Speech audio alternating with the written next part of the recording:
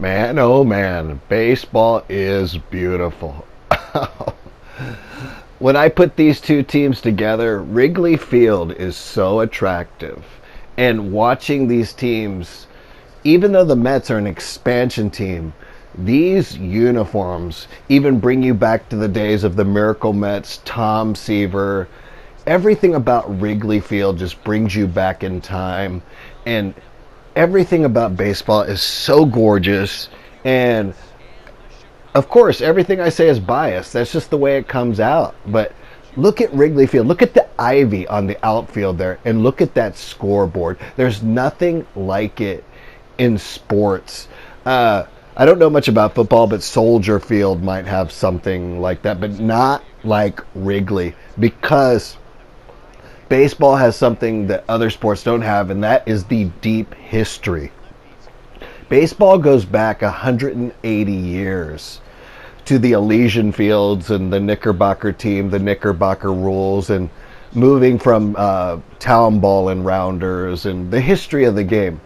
But when I see the stadiums in football and basketball compared to baseball, there's just no comparison.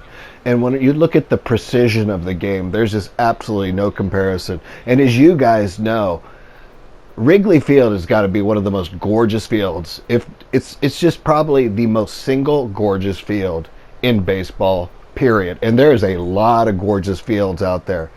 But Wrigley Field is something special.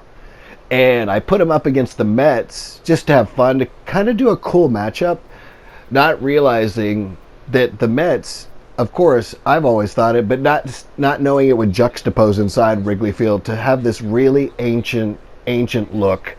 Everything about the Mets organization, their ballpark, their main logo right there with the cityscape, their away uniforms, their old black uniforms that they don't use too much anymore, if at all. Their uniforms from the neck down are some of the most gorgeous uniforms you will ever see. If you want top to bottom, I still think not the color scheme, but the two birds perched on the bat with the Cardinals is just one of the elite logos in the league. Also, the Detroit Oranges and that Old English D with Detroit. But when you look at the history of this game and these uniforms in stadiums, man, baseball is really, really beautiful. And I just wanted to actually, have you guys see the Mets and the Cubs play together, and you'll see a couple hits here. I'm going to string together, and so let's just go to the gameplay and let's just enjoy this absolutely beautiful game. I actually didn't have time to make this video, but I wanted to give you guys a good look at this team. Man, Brandon Nemo, Michael Conforto, Pete Alonso, Robinson Cano, they underachieved last year. And I would love to play the Mets in the World Series, win or lose. And, it was fun playing the Nationals. They put together a heck of a team. That's a nice hit by Cano. And I've already got the guy rolling. And you can see, if you time it up right there, it's really, really cool. If the guy is if it's on the bounce and he's grabbing the ball and you're making the turn from second, there's a good chance you could reach third. And so I just timed it up perfectly right there. And it ended up getting that little extra hop, and I slid in safely. Okay, let's look at the next pitch. Zone hitting, of course. And I timed that one up because that was a curveball. So that one actually was dropping at a slower speed, so I kind of had to hold off that pitch and just wait a little bit longer. And the way you tell a curveball from a fastball is it has like an upward trajectory out of the hand, and so you know that pitch is just going to be a little bit slower. And this is for kind of people that want to play the game. I'm just telling you guys how I recognize it. Anyway, let's look at the next batter here. And man, I'm timing up things good right here. And that ends up unfortunately being an out. And that is Tony Kemp. A couple things that I noticed about this game is, I don't know if you guys just saw J.D. Davis, but J.D. Davis is now on the Mets and Tony Kemp is now on the Cubs. And I don't know their free agents or what their status is right now, but that's what they were like during the last part of the season after the trade deadline. And here's a look at Noah Syndergaard. Uh, anyway, back to the Mets. They have a really good organization. I think the Cubs are in a restructure. There's Tony Kemp right there. Um, I actually really liked him on the team. I saw him make two of the best catches in the playoffs a year ago, with the Red Sox against the wall, and one was ruled a catch, and I believe one was ruled that barely bounced off the wall and then went into his glove. But he tries so hard. He has such a love for the game. For me, he's like kind of a mini version of Altuve. And yeah, no, he'll be missed in Houston, and you're welcome back anytime.